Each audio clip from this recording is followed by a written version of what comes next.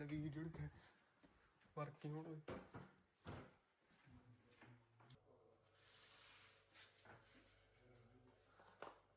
Hello guys, ഇന്നത്തെ video ജർമ്മനിയിൽ ഞാൻ ചെയ്യുന്ന ജോലിനെ പറ്റിയാണ്. ആക്ച്വലി ഞാനൊരു സ്റ്റുഡൻ്റാണ്.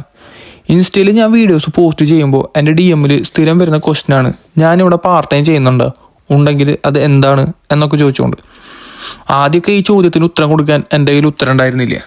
പക്ഷേ ഇപ്പം എൻ്റെ കയ്യിൽ ഉത്തരമുണ്ട്. ആദ്യം ഉത്തരമില്ലാത്ത വേറെ ഒന്നും കൊണ്ടല്ല, എനിക്ക് ജോലി ഉണ്ടായിരുന്നില്ല. ഇപ്പം എനിക്ക് ജോലിയുണ്ട്. അപ്പോൾ ഈ ജോലി എന്നുള്ളതിനുള്ള ഉത്തരം ഇങ്ങനെ ഒരു വ്ളോഗായിട്ട് ചെയ്യാമെന്ന് വെച്ചു. അപ്പോൾ okay, come to the point. എന്താണ് ഞാനിവിടെ ചെയ്യുന്നത്? ഞാനിവിടെ വന്നിട്ട് ഇപ്പോൾ 3 മാസം കഴിഞ്ഞു. ഈ ചെറിയ കാലയളവിനിടയിൽ എൻ്റെ രണ്ടാമത്തെ ജോലിയാണിത്. 2 ജോലികളും സെയിം സ്ട്രീമാണ്. Wear house. വന്നൊരു മാസം തികയുമ്പോഴേക്കും എനിക്കിവിടെ ജോലി കിട്ടി. ആദ്യ ജോലി DHL വെയർ ഹൗസിലായിരുന്നു. നമ്മുടെ ഒട്ടുമിക്കവർക്കും DHL വെയർ ഹൗസ് കാര്യങ്ങളൊക്കെ കേട്ടിട്ടുണ്ടാവും. ഞാനും കേട്ടിട്ടുണ്ടായിരുന്നു. വരുന്നതിന് മുമ്പ് തൊട്ട് എനിക്കറിയാം. എനിക്ക് ഈ ജോലി ഇവിടെ കിട്ടിയത് ഒരു ജോബ് കൺസൾട്ടിങ് ഏജൻസി ത്രൂ ആണ്. അവരുടെ പേര് അഡേക്കോ എന്നാണ്.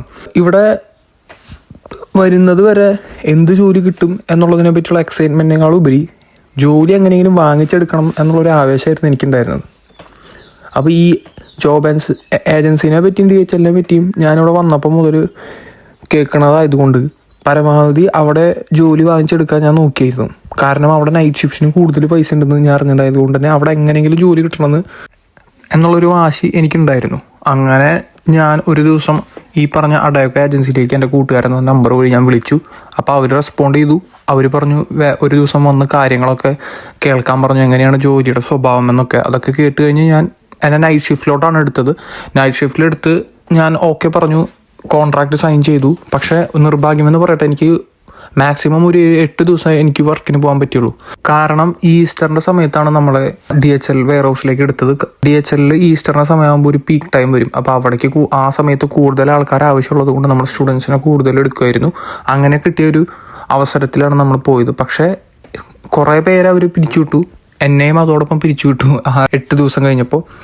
പക്ഷേ വീണ്ടും അവർ എടുത്തിരുന്നു ആൾക്കാരെ. പക്ഷേ ഞാൻ നിൽക്കുന്ന സ്ഥലത്ത് റേഞ്ച് ഇല്ലാത്തത് കൊണ്ട് എന്താ പറയുക, അവരുടെ കോൾ എനിക്ക് അറ്റൻഡ് ചെയ്യാനോ അവർക്ക് മെസ്സേജ് അയച്ചിട്ട് അവർ റിപ്ലൈ തരാനോ നിന്നില്ല.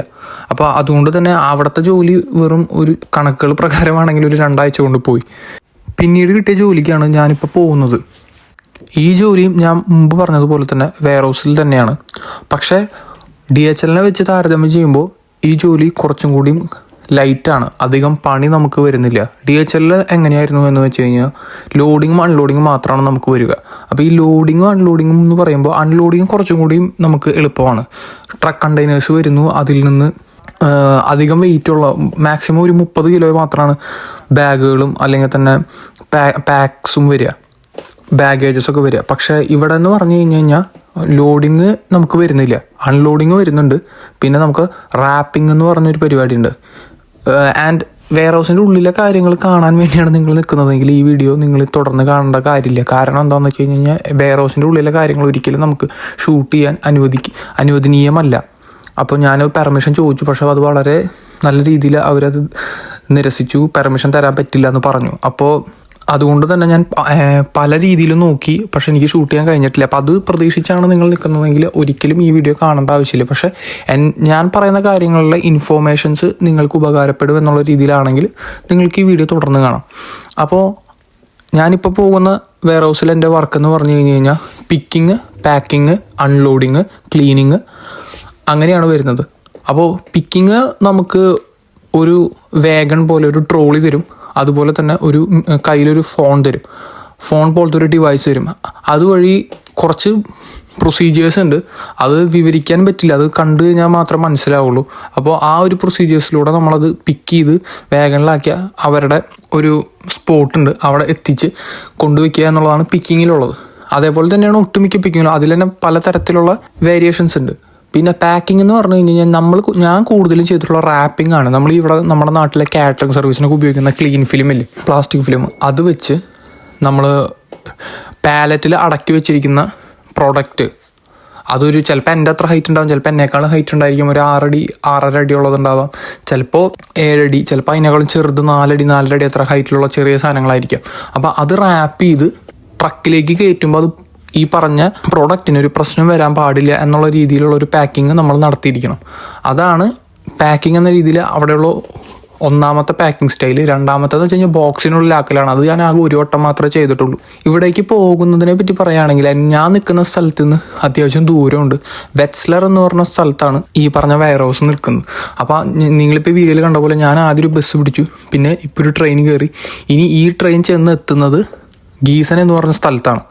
ആ സ്ഥലത്ത് ഇറങ്ങി അവിടെ നിന്ന് വെറ്റ്സ്ലറിലേക്കുള്ള ട്രെയിൻ പിടിക്കണം. എന്നിട്ട് അവിടെ നിന്ന് ഡില്ലംബർഗിലേക്കുള്ള ട്രെയിൻ പിടിക്കുമ്പോൾ വെറ്റ്സ്ലർ എന്ന സ്റ്റോപ്പിൽ ഇറങ്ങണം.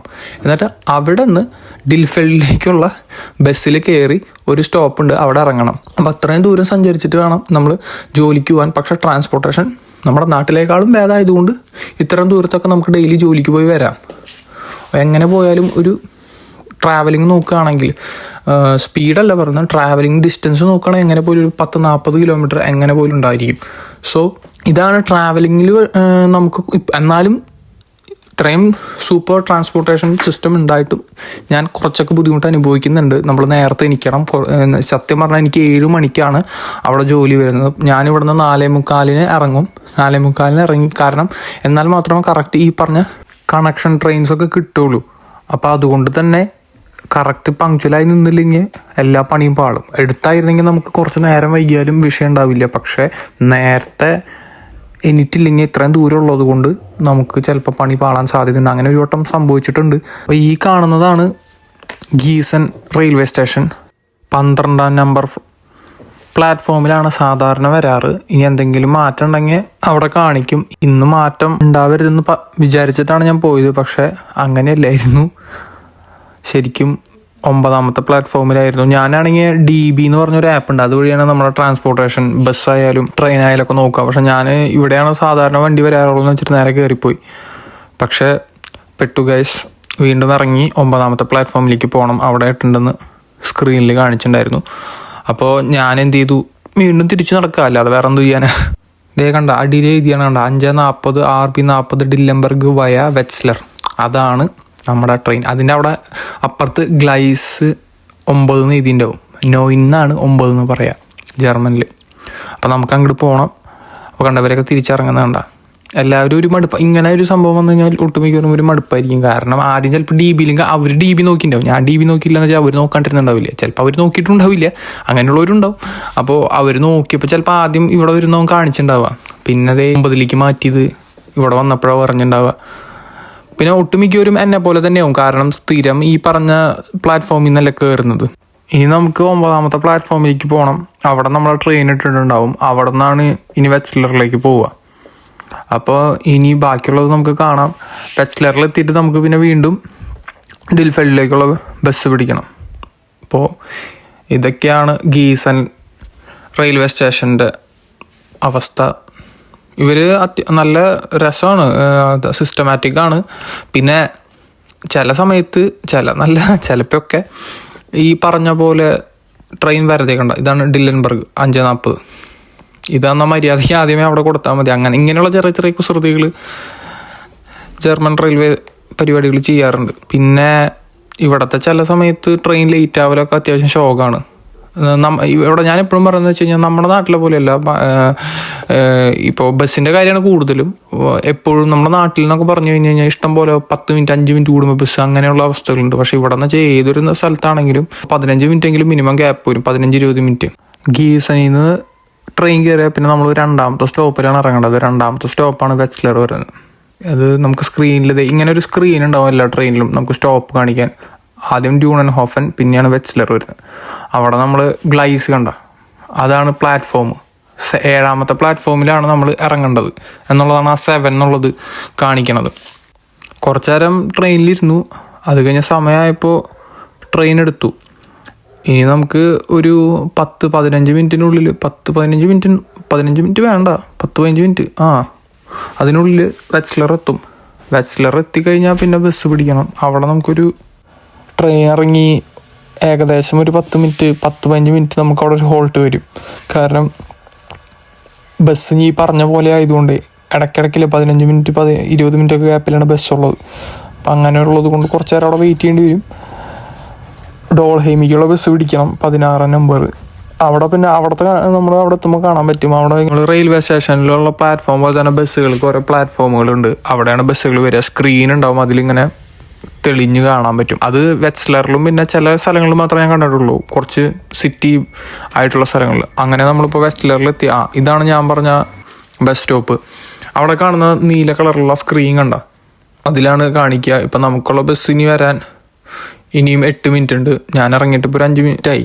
അങ്ങനെ അത് കഴിഞ്ഞാൽ പിന്നെ അടുത്തത് 6:20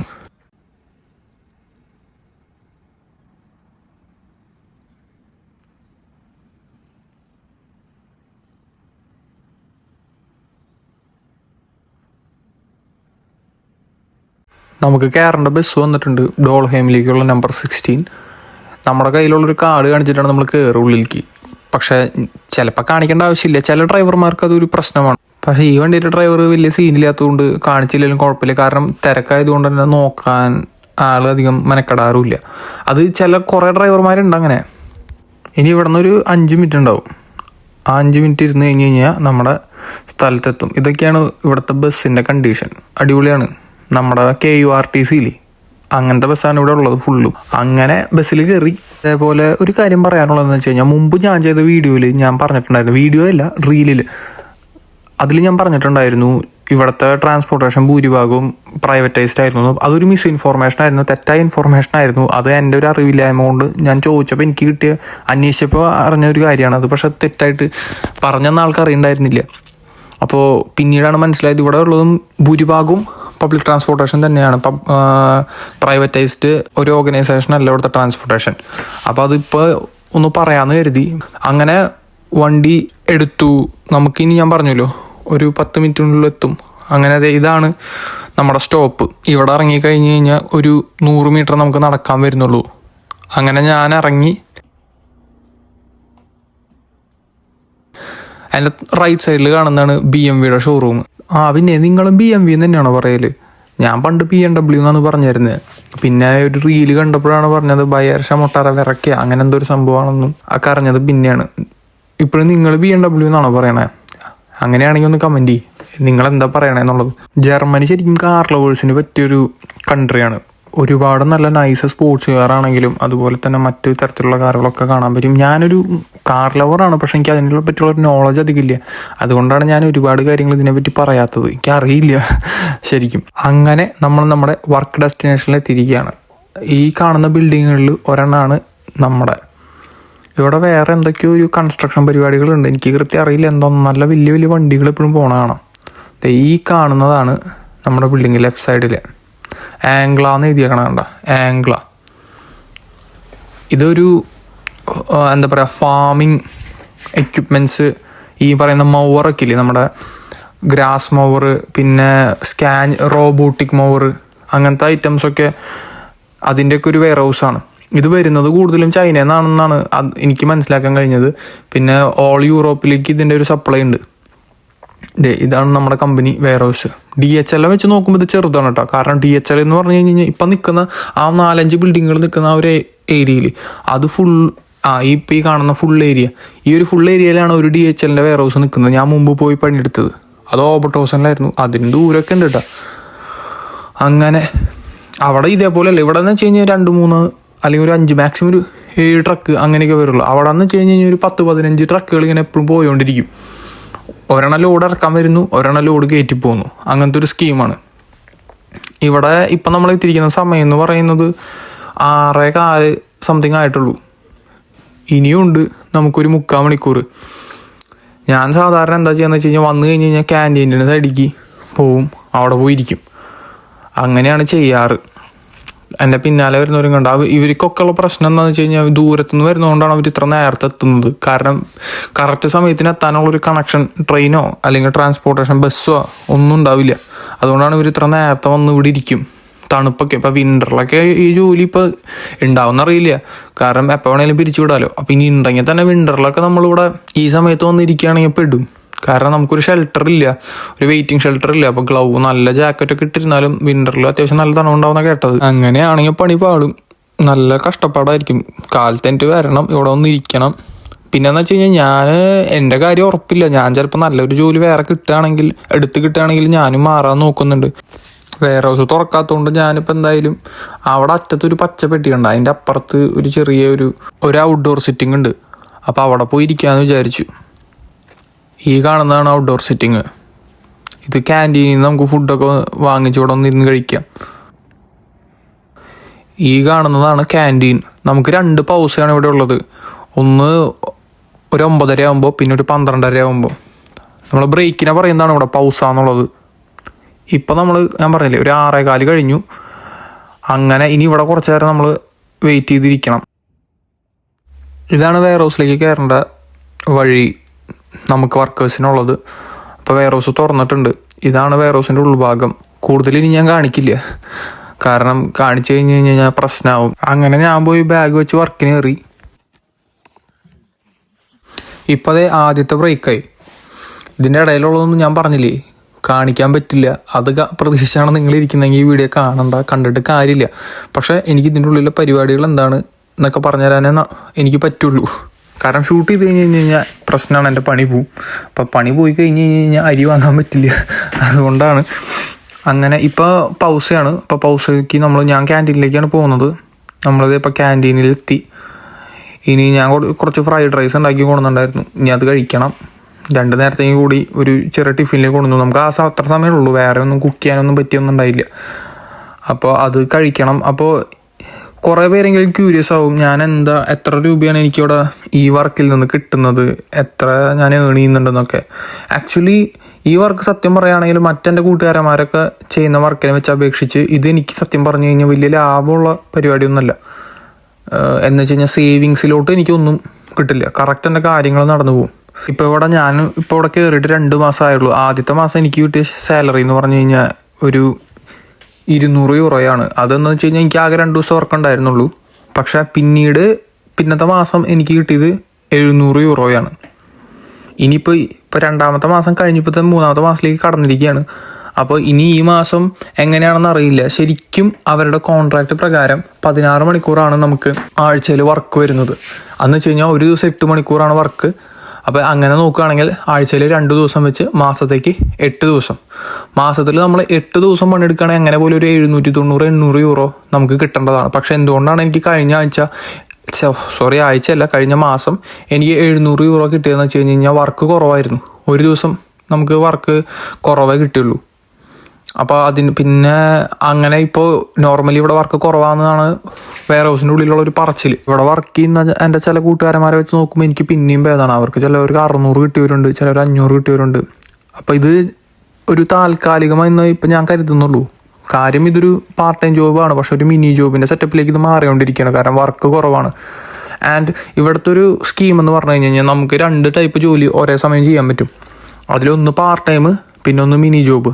പാർട്ട് ടൈം എന്ന് പറയുമ്പോൾ നമുക്ക് മാസത്തിൽ 80 മണിക്കൂർ മുതൽ 100 മണിക്കൂറാണ് പറച്ചിൽ.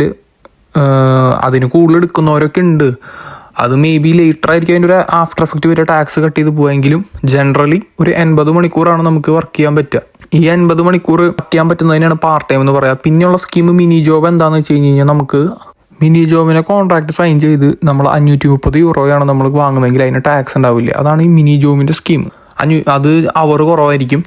അത് കോൺട്രാക്ട് സൈൻ ചെയ്യുമ്പോൾ അത് മിനി ജോബിൻ്റെ കോൺട്രാക്റ്റ് ആയിരിക്കണം. അങ്ങനെയുണ്ട്. അല്ലാതെ ഇപ്പോൾ പാർട്ട് ടൈമിൻ്റെ കോൺട്രാക്റ്റിൽ സൈൻ ചെയ്തിട്ട് നമുക്ക് 530 നമ്മൾ വാങ്ങുന്നതെങ്കിൽ ടാക്സ് പോകുന്നതാണ് കേട്ടത്. ഞാൻ കുറേ ഡീറ്റെയിൽ അന്വേഷിച്ചിട്ടില്ല. കുറച്ചൊക്കെ പേരോട് ചോദിച്ചപ്പോൾ അവർ പറഞ്ഞാൽ അതില്ല, കോൺട്രാക്ട് ബേസ്ഡ് ആണ് ടാക്സ് പോകാമെന്ന് പറഞ്ഞു. അപ്പോൾ നമ്മൾ പിന്നെ ടാക്സ് ക്ലാസ്സിൻ്റെ ഒരു കാര്യം കൂടിയും പറയാനുണ്ട്. ടാക്സ് ക്ലാസ് ഞങ്ങൾ വരുന്നത് ടാക്സ് ക്ലാസ് 1ലാണ്. ഇപ്പോൾ നമ്മളിപ്പോൾ ചിലർ എന്നോട് ചോദിക്കാറുണ്ട്, നമുക്ക് പാർട്ട് ടൈമും ഫുൾ ടൈമും എടുത്ത് ചെയ്യാൻ പറ്റുമോ, 2 പാർട്ട് ടൈം ചെയ്യാൻ പറ്റുമോ, അല്ലെങ്കിൽ ഒരു പാർട്ട് ടൈം 2 മിനിയും ചെയ്യാൻ പറ്റുമോ. അപ്പോൾ ഇങ്ങനെയൊക്കെ ഒരുപാട് വേരിയേഷൻസ് ഓപ്ഷൻസ് ഉണ്ട് എന്നുള്ളത് സത്യമാണ്. പക്ഷേ പ്രശ്നം എവിടെയാണ് വരുന്നതെന്ന് വെച്ച് കഴിഞ്ഞാൽ നമ്മളിപ്പോൾ ഇങ്ങനെ 2 പാർട്ട് ടൈമോ അല്ലെങ്കിൽ ഒരു ഫുൾ ടൈമും പാർട്ട് ടൈമോ ഒരു ഫുൾ ടൈമും മിനി ജോബോ അല്ലെങ്കിൽ വേറെ എന്തെങ്കിലും അനുവദനീയമായ ബൈലോ അല്ലാതെ അതിനപ്പുറത്തേക്ക് നമ്മൾ ചെയ്യുമ്പോൾ വിചാരിച്ച പരിപാടി നടക്കില്ല. നിയമം നമുക്ക് ഒരിക്കലും തെറ്റിക്കാൻ പറ്റില്ല. പിന്നെ നമുക്ക് നമ്മുടെ ഒരു സ്വഭാവം അറിയാമല്ലോ, നമ്മൾ ലൂപ്പ് ഹോൾസ് കണ്ടുപിടിക്കാൻ നല്ല വിദഗ്ധരായതുകൊണ്ട് നമ്മൾ പരമാവധി അങ്ങനെ തിരിച്ചിട്ടും മറിച്ചിട്ടും ഓരോ പരിപാടികൾ ഒപ്പിക്കാൻ നോക്കും. അതാണ് ഞാൻ പറഞ്ഞത്, 2 പാർട്ട് ടൈം, ഒരു പാർട്ട് ടൈം ഒരു മിനി, ഒരു പാർട്ട് ടൈം 2 മിനി, ഒരു പാർട്ട് ടൈം ഒരു ഫുൾ ടൈം, ഒരു ഫുൾ ടൈം ഒരു മിനി, അങ്ങനെ പല വിധത്തിൽ പൈസ കൂടുതലുണ്ടാക്കാനുള്ള വക നമ്മൾ തന്നെ ഒപ്പിക്കാൻ നോക്കും. പക്ഷേ ഇവിടെ ഒരു കളി നടക്കില്ല. അതിനൊരു ഉദാഹരണമാണ്, ഞാനിവിടെ കയറിയപ്പോൾ എനിക്ക് വേറൊരു ബർഗർ മീ എന്ന് പറഞ്ഞൊരു ഷോപ്പിൽ നിന്ന് വിളി വന്നിരുന്നു. ഞാനവിടെ ട്രയലിന് പോയിട്ടാണ് എന്നെ വിളിച്ചത്. ഞാൻ ഫസ്റ്റ് ഡേ പോയി കഴിഞ്ഞ് അവിടുന്ന് എന്താ പറയുക, രണ്ടും കൂടി മാനേജ് ചെയ്യാൻ പറ്റില്ല. പിന്നെ എനിക്ക് ചെറിയൊരു പേടിയായി, 2 പാർട്ട് ടൈമും കൂടി ഒരുമിച്ച് കൊണ്ടുപോകാൻ പറ്റുമോ എന്നുള്ളൊരു പേടിയും കൂടി ആയപ്പോൾ ഞാൻ അവിടുന്ന് ആദ്യം പോയി. പിന്നെ ആദ്യത്തെ ദിവസം പോയി, പിറ്റത്തെ ദിവസം ഞാൻ വിളിച്ച് പറഞ്ഞു ഞാൻ വരുന്നില്ല. പിന്നീടാണ് ഞാൻ എൻ്റെ ഒരു സുഹൃത്തിനെ കണ്ടത്, ഇവിടെ ആംഗ്ലയിൽ വർക്ക് ചെയ്യുന്നത് തന്നെയാണ്. അപ്പോൾ ആള് പറഞ്ഞു ആൾക്കും ഇതുപോലൊരു എന്താ പറയുക പാർട്ട് ടൈം കിട്ടി. അപ്പോൾ ആള് രണ്ടും കൂടി മാനേജ് ചെയ്യാമെന്ന് വിചാരിച്ച് പോയതാണ്. പക്ഷേ ഇവിടെ ഈ ആംഗ്ലയിലുള്ള കോൺട്രാക്റ്റിൽ വളരെ വ്യക്തമായി പറഞ്ഞിട്ടുണ്ട്, സെക്കൻഡറി ജോബ് എന്തെങ്കിലും ചെയ്യുന്നുണ്ടെങ്കിൽ അവരുടെ പെർമിഷൻ വേണം, അല്ലെങ്കിൽ പറ്റില്ല എന്നുള്ളത്. അപ്പോൾ ഓൾറെഡി നമ്മുടെ ആംഗ്ലത്തെ ഓഫീസിൽ നിന്ന് ആ ചേട്ടന് നോട്ടീസ് പോയി. ഇനി ഇവിടേക്ക് ജോലിക്ക് വരണമെങ്കിൽ ആ ജോലി കളയണം എന്നുള്ളൊരു നോട്ടീസ് പോയിട്ടുണ്ടായിരുന്നു. അപ്പോൾ നമ്മൾ കൂടുതൽ വർക്ക് ചെയ്ത് കൂടുതൽ ഏണിയാന്ന് വിചാരിച്ച് കഴിഞ്ഞാൽ അത് ചില സ്ഥലത്തൊക്കെ പറ്റും എന്നാണ് തോന്നണത്. പക്ഷേ ജനറലി ജർമ്മനിയിൽ നമുക്ക് 2 പാർട്ട് ടൈമോ അല്ലെങ്കിൽ 2 മിനി ഒരു പാർട്ട് ടൈം, ഒരു ഫുൾ ടൈം അല്ലെങ്കിൽ പാർട്ട് ടൈം, അല്ലെങ്കിൽ ഒരു ഫുൾ ടൈം അല്ലെങ്കിൽ ഒരു മിനി അങ്ങനെ കൊണ്ടുപോയി എളുപ്പമല്ല. പിന്നെ എൻ്റെ കൂട്ടുകാരന്മാരൊക്കെ ഒരു 1500, 1600, 700 അങ്ങനെ ഒരു 1900 വരെ ഏണിയാകുന്ന കൂട്ടുകാരന്മാരെ എനിക്കുണ്ട്. അവർ ഒരു പാർട്ട് ടൈം ഒരു മിനി വെച്ചിട്ടാണ് ഇതൊക്കെ ചെയ്യണത്. പക്ഷേ എൻ്റെ ഒരു അഭിപ്രായത്തിൽ ഒരു മിനിയും ഒരു പാർട്ട് ടൈം ഉണ്ടെങ്കിൽ മാക്സിമം നമുക്ക് ഉണ്ടാക്കാൻ പറ്റും. മാക്സിമം കുറേ ഉണ്ടാക്കാം. അത് പക്ഷേ അവസാനം എന്താവും അറിയില്ല, കൊല്ലവസാനം കട്ടിങ് വരുമോ ഇല്ലയോ എന്ന് അറിയില്ല. പക്ഷേ സേഫ് സോണിൽ ഇപ്പോൾ ടാക്സ് പിടുത്തം ഒക്കെ കഴിഞ്ഞ് നമുക്ക് കയ്യിൽ കിട്ടുന്നത് ഒരു മിനിമം ഒരു പാർട്ട് ടൈം ഉണ്ടെങ്കിൽ ഒരു 1500 യൂറോയാണ് സ്റ്റുഡൻസിന്. പിന്നെ കുറേ പേര് എന്നോട് ചോദിക്കാറുണ്ട് സ്റ്റുഡൻ്റ് ആയിട്ട് വരണോ അതോ വർക്കിംഗ് വിസയിൽ വരണോന്ന്. എൻ്റെ ഒരു അഭിപ്രായത്തിൽ സ്റ്റുഡൻറ്റ് വിസയിൽ വരുന്നതാണ് കുറച്ചും കൂടി സേഫും അതുപോലെ തന്നെ നല്ലതും. നമുക്ക് ഒരുപാട് ഓപ്പർച്യൂണിറ്റീസ് ഉണ്ട്. നമ്മുടെ കോളേജിൽ നമ്മൾ സെമസ്റ്റർ ടിക്കറ്റ് അടയ്ക്കുന്നത് കൊണ്ട് തന്നെ ട്രാവലിൽ നമുക്ക് ഫ്രീ ആയിരിക്കും. ഒരു 365 യൂറോ നമ്മൾ 6 മന്തിലേക്ക് അടയ്ക്കുന്നുണ്ടെങ്കിൽ കൂടിയും നമുക്കത് മറ്റ് വർക്കിംഗ് വിസയിൽ വരുന്ന ആൾക്കാരെ വെച്ച് നോക്കുമ്പോൾ നമുക്ക് സുഖമാണ്. കാരണം ജർമ്മനി മുഴുവൻ നമുക്ക് ട്രാവൽ ചെയ്യാം. അങ്ങനെ ഞങ്ങൾ വർക്ക് കഴിഞ്ഞു ബസ് കയറാനായിട്ട് നിൽക്കുകയാണ്. ഈ കാണുന്ന മനുഷ്യനാണ് ഞാൻ നേരത്തെ പറഞ്ഞത് 2 പാർട്ട് ടൈം ചെയ്യാൻ നോക്കി, പിന്നെ ഒരെണ്ണം കളയേണ്ടി വന്നു എന്ന് പറഞ്ഞില്ലേ, അത് ഇങ്ങനെയാണ്. ഞങ്ങളെപ്പോലെ കുറച്ച് സ്റ്റുഡൻസ് ഇവിടെ വർക്ക് ചെയ്യുന്നുണ്ട്. ഇപ്പോൾ ഈ വർക്കിംഗ് സ്റ്റുഡൻറ്റ് എന്ന് പറഞ്ഞൊരു കാറ്റഗറിയിലാണ് ഇവർ ഞങ്ങളെ ഹയർ ചെയ്തിട്ടുള്ളത്. പാർട്ട് ടൈം തന്നെയാണ്, പക്ഷേ അവേഴ്സ് ഞങ്ങൾക്കിപ്പോൾ വളരെ ശോകമാണ്, കുറവാണ് കിട്ടുന്നുള്ളൂ. അപ്പോൾ എക്സ്പെൻസ് മീറ്റ് ചെയ്യാൻ കുറച്ച് ബുദ്ധിമുട്ടാണ്. ആൻഡ് ഫൈനലി ഒന്നും കൂടി ഞാൻ എൻ്റെ ഇൻകം എത്രയാണ് ഇവിടുന്ന് ഞാൻ ഏൺ ചെയ്യുന്നതെന്ന് പറയാം. ഞാൻ പറഞ്ഞല്ലോ 16 മണിക്കൂറാണ് ആഴ്ചയിൽ കോൺട്രാക്റ്റ് വരുന്നത്. മാസം എനിക്കൊരു 80ൻ്റെ അടുത്ത് കിട്ടും. 800 യൂറോയാണ് മാസം എനിക്ക് വരിക. ഏകദേശം കയ്യിൽ കിട്ടുന്നത് 800 ആയിരിക്കും ടാക്സ് കഴിഞ്ഞിട്ട്. 100 യൂറോ ഒരു ദിവസം കിട്ടും നമുക്ക്. അപ്പോൾ വർക്ക് കഴിഞ്ഞു ഇന്നത്തെ. അങ്ങനെ ഞാൻ റെയിൽവേ സ്റ്റേഷനിലെത്തി. ഇവിടുത്തെ ചിലവ് എന്ന് പറയാൻ ഒരുപാട് ചിലവില്ല. 400 യൂറോയാണ് നമുക്ക് റെൻറ്റ് വരുന്നത് ഹൗസിന്. പിന്നെ ഗ്രോസറി അങ്ങനത്തെ ഐറ്റംസിന് അത്യാവശ്യം ആഘോഷമാക്കി പിടിക്കുകയാണെങ്കിൽ ഒരു 120 യൂറോ. അപ്പോൾ എത്രയും 520. പിന്നെ ഒരു 150 യൂറോ നമ്മുടെ ഇൻഷുറൻസ്. അപ്പോൾ 520, 620, 670. പിന്നെ ഉള്ള ഒരു 20 യൂറോ മൊബൈലും. അപ്പോൾ 690. 700 കൂട്ടി. 700 യൂറോ ഉണ്ടെങ്കിൽ സുഖമായിട്ട് ജീവിക്കാം സ്റ്റുഡൻസിന്. ഫാമിലിയൊക്കെ ആണെങ്കിൽ കുറച്ച് കൂടും. പിന്നെ ബാക്കിയുള്ള 800 യൂറോ ഇപ്പോൾ കിട്ടണമെന്ന് പറഞ്ഞല്ലോ, അതിൽ നിന്നൊരു 100 യൂറോ സേവ് ഇടാം. പക്ഷേ എനിക്ക് 800 യൂറോ ഇതുവരെ കിട്ടിയിട്ടില്ല. അതാണ് വേറെ ഇഷ്യൂ. അപ്പം ഞാൻ എങ്ങനെ ഇവിടെ പിടിച്ച് നിൽക്കുന്നു എന്ന് വെച്ച് കഴിഞ്ഞാൽ അതിനാണ് ബ്ലോക്ക് മണി നമുക്ക് ഇടണമെന്ന് പറഞ്ഞ് അവർ നിർബന്ധിക്കുന്നത്. ബ്ലോക്ക് മണി ഉണ്ടെങ്കിൽ കുറച്ചൊക്കെ അതിന് എടുക്കാൻ പറ്റും. പക്ഷേ ഞാൻ മുമ്പ് വർക്ക് ചെയ്ത DHL നിന്ന് കിട്ടിയ കാശ് കുറച്ച് കൂടുതലുള്ളത് കൊണ്ട് തന്നെ ഞാൻ കുറച്ചൊക്കെ അഡ്ജസ്റ്റ് ചെയ്ത് പോകുന്നുണ്ട്. അങ്ങനെ ഇന്നത്തെ വർക്ക് കഴിഞ്ഞു. ഞാൻ വീണ്ടും വീട്ടിലേക്ക് മടങ്ങുകയാണ്. ഇന്നത്തെ ഈ വീഡിയോയിൽ ഞാൻ ഒട്ടുമിക്ക കാര്യങ്ങളും പറഞ്ഞിട്ടുണ്ട്. ഇനി എന്തെങ്കിലും ഉണ്ടെങ്കിൽ പറയുക, കമൻറ്റിൽ പറയുക. ഇനി എന്തിനെ പറ്റി ഒരു വീഡിയോ ചെയ്യണം എന്നാണ് നിങ്ങളുടെ താല്പര്യമെങ്കിൽ അത് കമൻറ്റിൽ പറഞ്ഞോളൂ. അപ്പോൾ എല്ലാം പറഞ്ഞു എന്നാണ് എൻ്റെ ഒരു വിശ്വാസം. അപ്പോൾ ഇനി എന്തെങ്കിലും ഉണ്ടെങ്കിൽ അടുത്ത വീഡിയോയിൽ പറയാം. എന്താണുള്ളതെന്ന് കമൻറ്റ് ചെയ്യുക. അപ്പോൾ ശരി, ബൈ ബൈ.